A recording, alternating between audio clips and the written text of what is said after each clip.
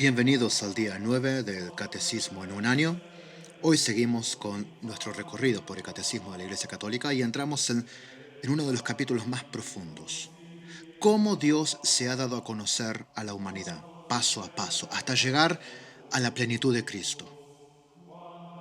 Desde Noé, pasando por Abraham, el pueblo de Israel, hasta Jesús, Dios no deja de hablarnos, de guiarnos, de invitar nuestra respuesta. Este es un día para detenernos, para asombrarnos, para descubrir que la historia de la salvación no es abstracta, que tiene rostro, nombres, voces, gestos concretos y que todo eso apunta a Él, a Cristo, palabra definitiva del Padre. Así que vamos a comenzar con las etapas de la revelación. El apartado que dice, desde el origen Dios se da a conocer, que comienza en el párrafo 54.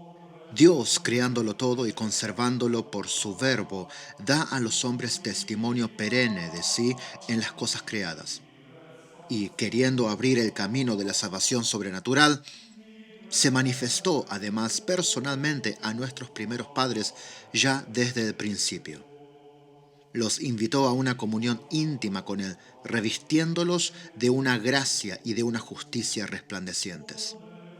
Esta revelación no fue interrumpida por el pecado de nuestros primeros padres. Dios, en efecto, después de su caída, alentó en ellos la esperanza de la salvación con la promesa de la redención y tuvo incesante cuidado del género humano para dar la vida eterna a todos los que buscan la salvación con la perseverancia en las buenas obras.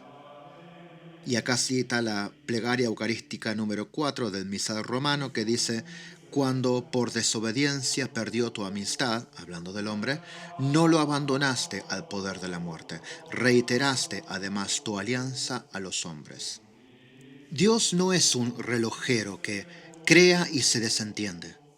Desde el origen, no solo crea, sino que también se da a conocer. Lo hace primero a través de las cosas creadas, como dice Romanos 1:20, lo invisible de Dios se deja ver a través de lo creado, pero sobre todo se manifiesta personalmente a los primeros padres. Esto significa que la relación de Adán y Eva con Dios no era solo natural, sino sobrenatural. Estaban llamados a la comunión con Él, vestidos de gracia y justicia. El texto habla de que Dios los revistió de gracia, justicia resplandecientes. Aquí entra en juego la teología de la justicia original, antes del pecado. Antes del pecado el hombre estaba ya en armonía, no solo consigo mismo, sino con la creación y con Dios. San Ireneo describe esto como la infancia de la humanidad, un estado de amistad y cercanía directa con su Creador. El catecismo subraya también algo clave. El pecado rompe la comunión con Dios, sí, pero no interrumpe la revelación. Dios no abandona al hombre, aunque el hombre lo abandone a él. Esto lo vemos desde el protoevangelio, en Génesis 3:15, la promesa de que la descendencia de la mujer vencería a la serpiente.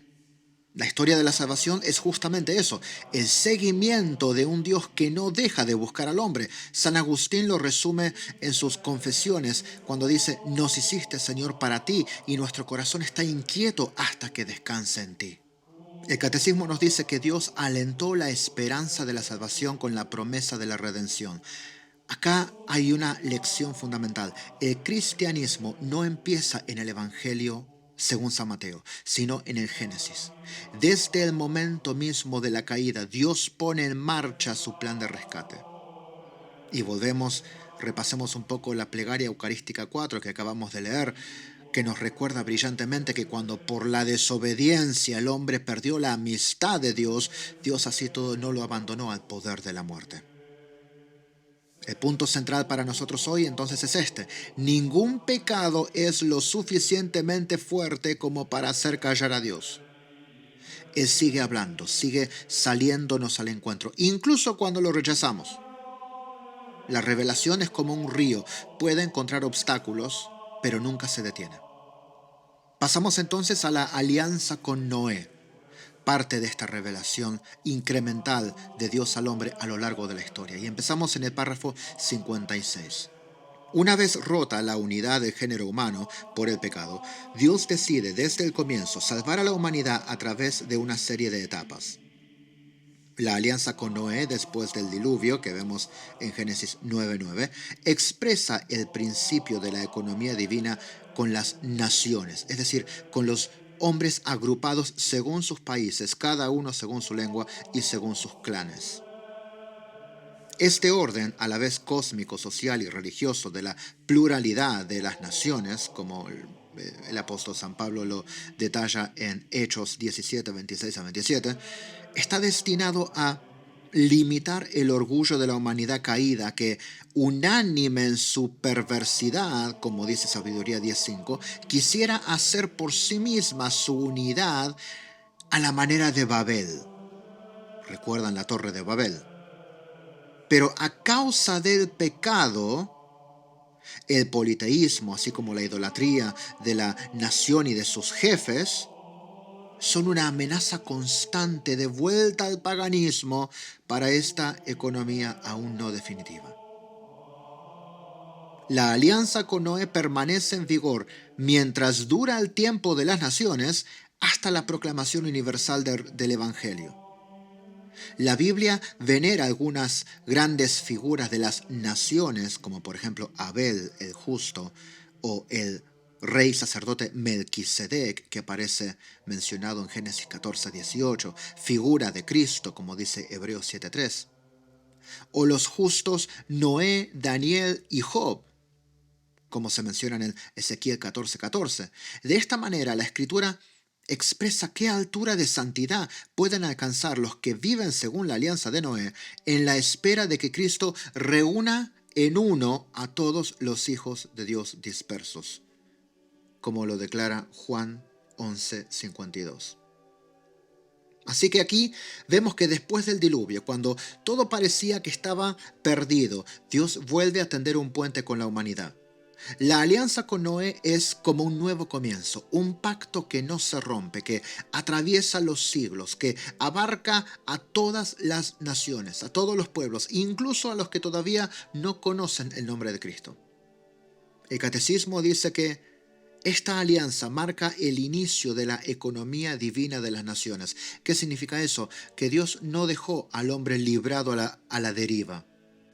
Aunque el pecado había quebrado la unidad de la humanidad, aunque la soberbia ya preparaba Babel, Dios establece un orden que al mismo tiempo es cósmico, social y religioso, que sirve como freno al orgullo humano, ese orgullo que siempre quiere levantar torres sin Dios, que siempre quiere inventar una falsa unidad hecha de poder y de soberbia.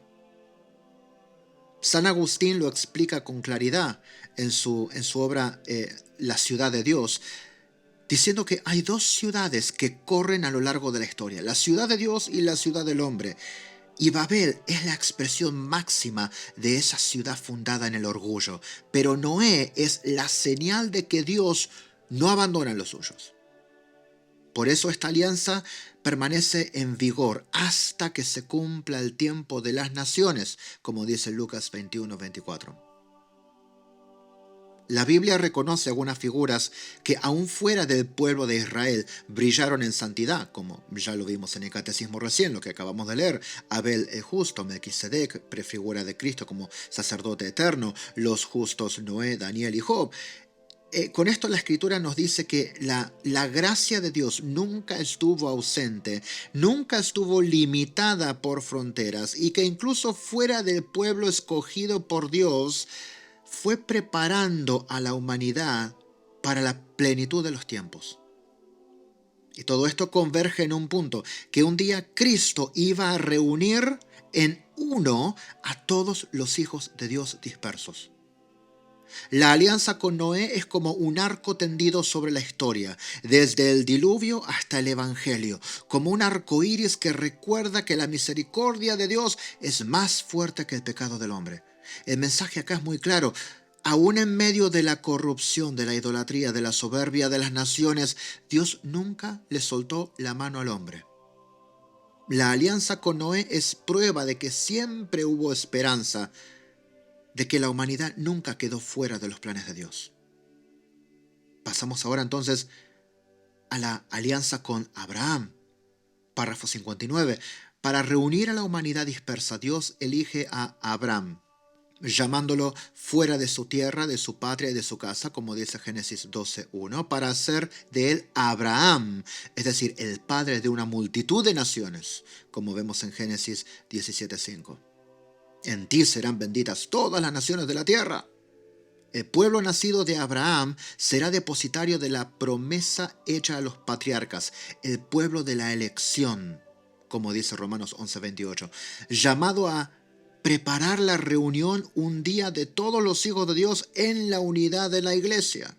Ese pueblo será la raíz en la que serán injertados los paganos hechos creyentes, como vemos en Romanos 11:17 al 18 y después en el versículo 24. Los patriarcas, los profetas y otros personajes del Antiguo Testamento han sido y serán siempre venerados como santos en todas las tradiciones litúrgicas de la Iglesia.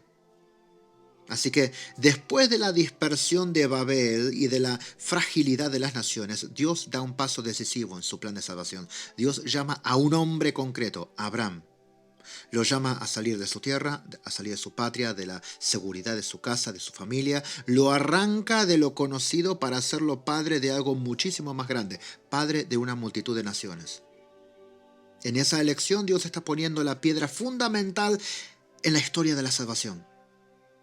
Ya no se trata solo de un pacto universal con Noé, sino de la formación de un pueblo concreto de carne y hueso que va a ser el depositario de las promesas.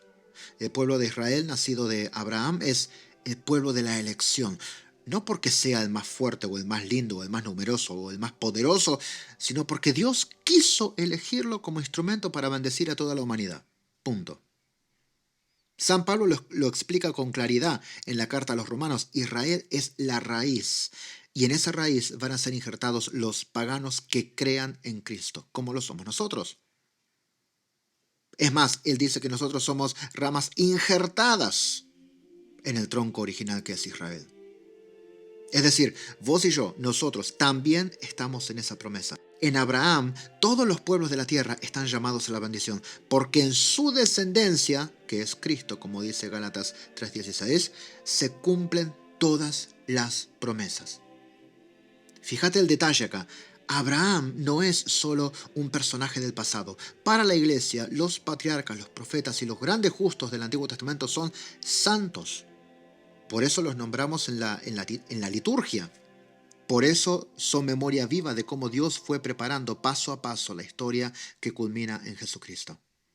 Y acá el mensaje es fuerte. La fe de Abraham es el inicio de la fe de todos nosotros. Cuando él salió de su tierra, ya estaba caminando también por vos, por mí, por cada cristiano que hoy cree en Jesucristo, sirviendo de modelo. La elección divina de Abraham nos recuerda que la salvación no es un plan improvisado, es una historia de amor escrita por Dios desde el principio, con nombres y rostros concretos hasta llegar a nosotros. Y acá vamos al próximo apartado. Dios forma a su pueblo Israel. Párrafo 62.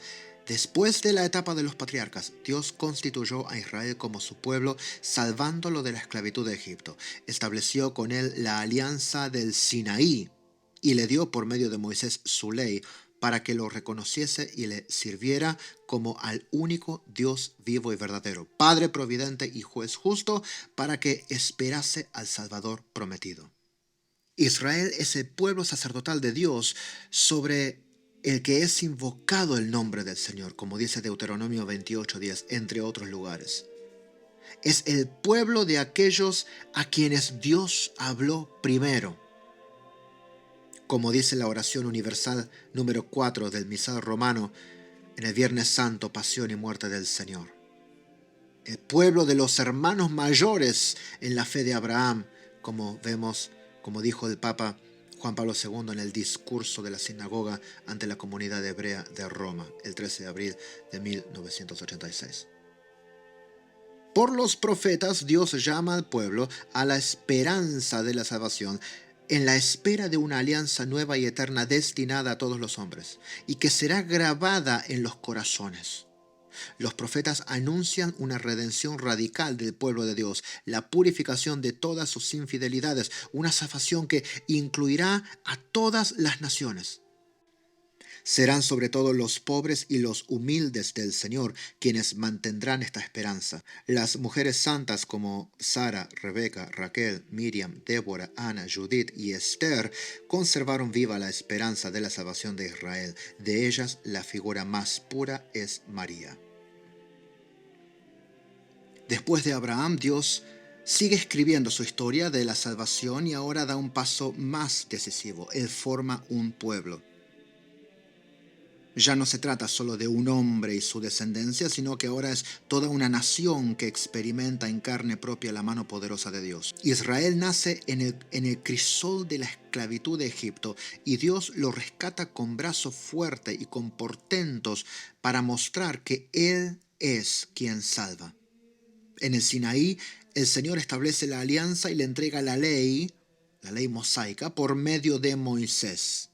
Esto no es un código frío ni un manual de normas, es el signo de una revelación viva. La ley es la pedagogía de Dios para que su pueblo lo reconozca como el único Dios vivo y verdadero, como Padre providente y juez justo, y para que viva en esperanza del Salvador prometido.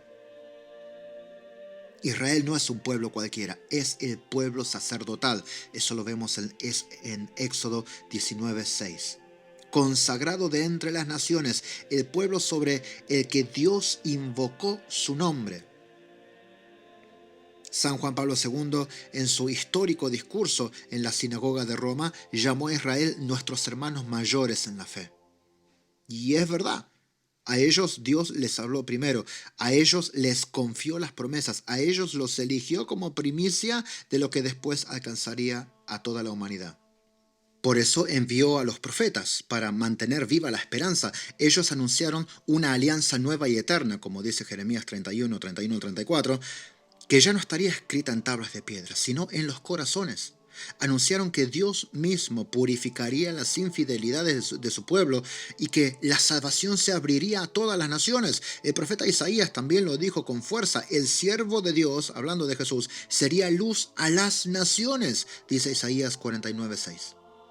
Y en esa espera, los pobres, los humildes del Señor, fueron los custodios de la promesa, hombres y mujeres sencillos que, en medio de la opresión y la infidelidad, conservaron intacta la esperanza. Entre ellos se destacan nombres de mujeres que ocuparon un lugar especial, como por ejemplo Sara, Rebeca, Raquel, Miriam, Débora, Ana, Judith, Esther.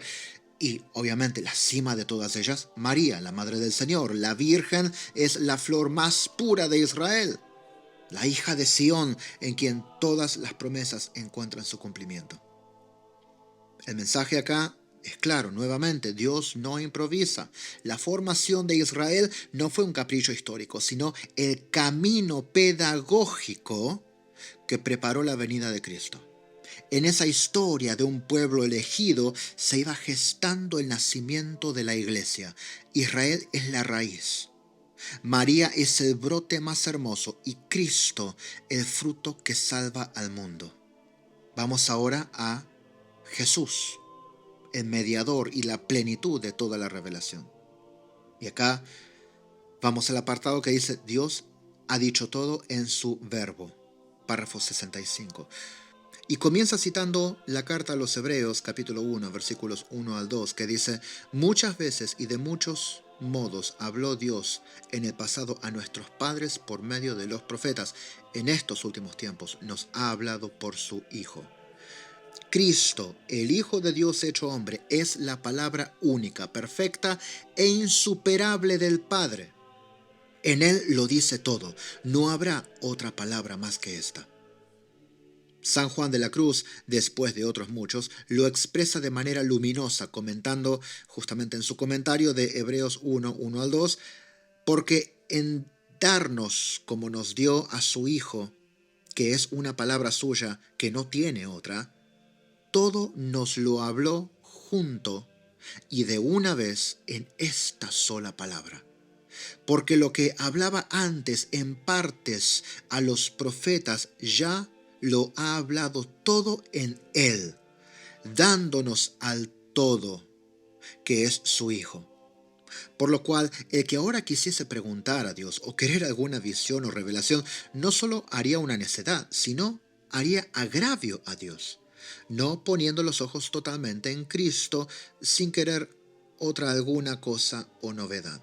La carta a los Hebreos abre con una frase que condensa toda la historia de la salvación. Muchas veces y de muchos modos habló Dios en el pasado a nuestros padres por medio de los profetas. En estos últimos tiempos nos ha hablado por su Hijo. Así empieza la carta a los Hebreos. Es decir, todo el Antiguo Testamento fue un camino de preparación, promesas, figuras, símbolos, anuncios, sombras, pero en Cristo llega la luz plena. Jesús no es un profeta más, no es un maestro más, no es una voz más entre muchas otras, no. Él es la palabra única, perfecta e insuperable del Padre. No habrá otra revelación después de Jesucristo, porque en Él Dios lo dijo todo, de una vez y para siempre. San Juan de la Cruz lo expresa con genialidad. Cuando el Padre nos dio a su Hijo, nos lo dijo todo en una sola palabra, en esa sola palabra. Ya no queda más nada que decir. Si alguien hoy quisiera buscar nuevas revelaciones, nuevas visiones espectaculares o mensajes extraordinarios, no solo caería en un error, sino que estaría haciendo un agravio a Dios. Porque al buscar alguna otra cosa estaría diciendo con los hechos que Cristo no le basta. Y este es el núcleo. Cristo basta. En Él está la plenitud de la verdad. En Él está la respuesta a los anhelos más hondos del corazón humano. En Él está el rostro del Padre, el cumplimiento de la ley y los profetas, la palabra definitiva que no pasa. El catecismo aquí nos confronta con una tentación muy actual, vivir como si todavía esperáramos una palabra nueva, como si Cristo no fuese suficiente y necesitáramos un suplemento. Pero toda espiritualidad, toda teología, toda predicación auténtica tiene que mirar siempre a Cristo, porque allí se encuentra el todo. Como diría San Agustín, ¿quieres oír a Dios? Mira al Verbo hecho carne. En otras palabras, después de Cristo no hay más novedades que esperar. Y justamente de eso habla el Catecismo, empezando en el párrafo 66, que dice, no habrá otra revelación. Dice, la economía cristiana como alianza nueva y definitiva nunca pasará. No hay que esperar otra revelación pública antes de la gloriosa manifestación de nuestro Señor Jesucristo. Sin embargo, y acá hay un parate importante, sin embargo, aunque la revelación esté acabada, no está completamente explicitada. Y yo diría, no está completamente comprendida, entendida, descifrada, digamos. Corresponderá a la fe cristiana comprender gradualmente todo su contenido en el transcurso de los siglos. A lo largo de los siglos ha habido revelaciones llamadas privadas, algunas de las cuales han sido reconocidas por la autoridad de la Iglesia. Estas, sin embargo, no pertenecen al depósito de la fe. Su función no es la de mejorar o completar la revelación definitiva de Cristo, sino la de ayudar a vivirla más plenamente en una cierta época de la historia. Guiado por el magisterio de la Iglesia, el sentir de los fieles, el sensus fidelium, debe discernir y acoger lo que en estas revelaciones constituye una llamada auténtica de Cristo o de los santos a la Iglesia. La fe cristiana no puede aceptar revelaciones que pretendan superar o corregir la revelación de la que Cristo es plenitud. Es el caso de ciertas religiones no cristianas y también de ciertas sectas recientes que se fundan en semejantes revelaciones. Cristo lo dijo todo. La economía cristiana, la alianza nueva y definitiva, no pasará. No hay que esperar otra palabra de Dios antes de la manifestación gloriosa de nuestro Señor Jesucristo. Esto significa que la revelación está completa, pero no necesariamente está completamente entendida. Y ahí hay una diferencia. Durante los siglos, la Iglesia ha ido profundizando y seguirá profundizando en el contenido de esa revelación completa que ya nos ha sido dada. Cada generación descubre algo más profundo, no porque Dios diga más, no, sino porque aprendemos a mirar con más claridad la palabra que ya nos dio en Cristo. Aquí entran las revelaciones privadas. Algunas, dice el Catecismo, han sido reconocidas por la Iglesia como auténticos llamados de Cristo o de los santos, pero no para completar o corregir la revelación definitiva. No. Su función es netamente pastoral y espiritual. Nos ayuda a vivir la fe con más intensidad en contextos concretos. Es decir, son luces secundarias que iluminan un aspecto de la palabra que ya es completa. El catecismo acá es tajante. La fe cristiana no puede aceptar ninguna revelación que pretenda superar o corregir lo que Cristo ya nos ha dado. La autoridad de la Iglesia y el sensus fidelium, dice, actúan como brújula. Discernir lo auténtico, acogerlo, vivirlo, sin desviarse de Cristo, el verbo único y definitivo del Padre. El mensaje final para nosotros hoy es claro y desafiante. Cristo basta. Toda nuestra vida de fe, toda nuestra oración, nuestra enseñanza, nuestra liturgia deben estar ancladas en Él y apuntando hacia Él. La plenitud de la revelación no es un límite, sino un horizonte. Nos invita a sumergirnos en su misterio y a crecer en comprensión, sin buscar algo fuera de Él. Y ahora vamos al resumen final del capítulo, comenzando por el párrafo 68, que dice: Por amor Dios se ha revelado y se ha entregado al hombre. De este modo da una respuesta definitiva y sobreabundante a las cuestiones que el hombre se plantea sobre el sentido y la finalidad de su vida. Párrafo 69. Dios se ha revelado al hombre comunicándole gradualmente su propio misterio mediante obras y palabras. Párrafo 70. Más allá del testimonio que Dios da de sí mismo en las cosas creadas, se manifestó a nuestros primeros padres, les habló y, después de la caída, les prometió la salvación y les ofreció una alianza. Párrafo 71. Dios selló con Noé una alianza eterna entre él y todos los seres vivientes, como dice Génesis 9:16. Esta alianza durará tanto como dure el mundo. Párrafo 72. Dios eligió a Abraham y selló una alianza con él y su descendencia. De él formó a su pueblo, al que reveló su ley por medio de Moisés. Lo preparó por los profetas para acoger la salvación destinada a toda la humanidad. Y por último, el último párrafo de hoy, el 73. Dios se ha revelado plenamente enviando a su propio Hijo, en quien ha establecido su alianza para siempre.